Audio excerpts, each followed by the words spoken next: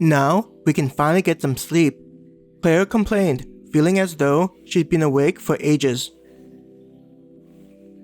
Giggling at her friend's words, Hannah asked, "When do you want to meet back up to continue working on the daggers?" Claire tilted her head to think about the question. "I want to at least get 8 hours of sleep, so why don't we plan for that? I mean, if I wake up earlier, then I'll just leave a message and just wander around the guild. The size of this place is substantial, so there are still areas that I'm not familiar with." Shrugging, Hannah said, "I'll likely be awake before you are, so I'll just let Darlena know to get in touch with me when you send a message." "That sounds like a plan," Claire said as she moved slightly to get past some adventurers. Even though it was late, there was still a lot of adventurers on the main floor going about their business. Off in the corner, near giant windows, there were people enjoying a casual drink while watching the changing landscapes. "We did say we'd go and enjoy the view." Hannah noticed Claire's eyes wander to the people sitting at the tables near the windows.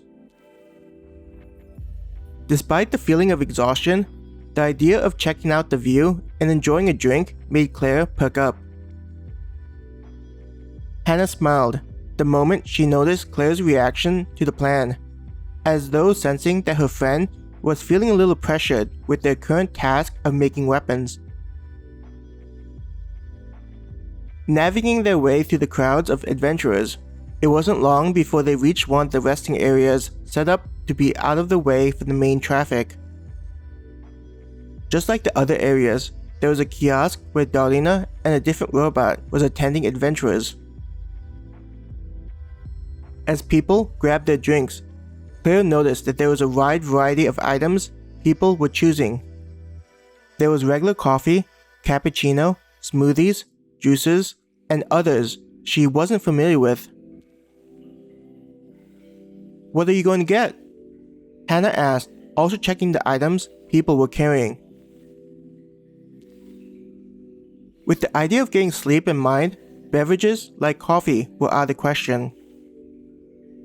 "I'm thinking of getting a hot cocoa, in addition to marshmallows and whipped cream on top, if they have it." If it were anyplace else, I might think there are items they don't have, but this is Star and Moon we're talking about. Just thinking about the dining level and the wide variety of dishes you can choose from, I get the feeling an item as simple as hot cocoa is something they could make easily.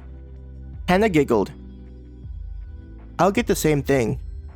I don't want to get something that'll keep me awake, and the idea of hot cocoa while watching the scenery feels nice." Claire looked at the large windows, which was showing the image of a peaceful tropical beach at night, with what looked like moons in the sky. It took her several moments of staring at the glowing orbs before she realized that they were moons. I guess they can create any kind of environment if they want to, Claire thought to herself, thinking it interesting how they weren't limited to what was on Earth. "Hello again," Darlena greeted them. "Just getting something to help relax before going back to work?" The robot made small talk. "What can I get for the two of you?" It smiled welcomely. "We'll both have a cup of hot cocoa with marshmallows and whipped cream on top," Claire answered, feeling excited to drink the hot sugary liquid. "I'm guessing you have that here?" Darlena nodded. "That's an easy request." Claire looked at Hannah, who had an "I told you so" expression.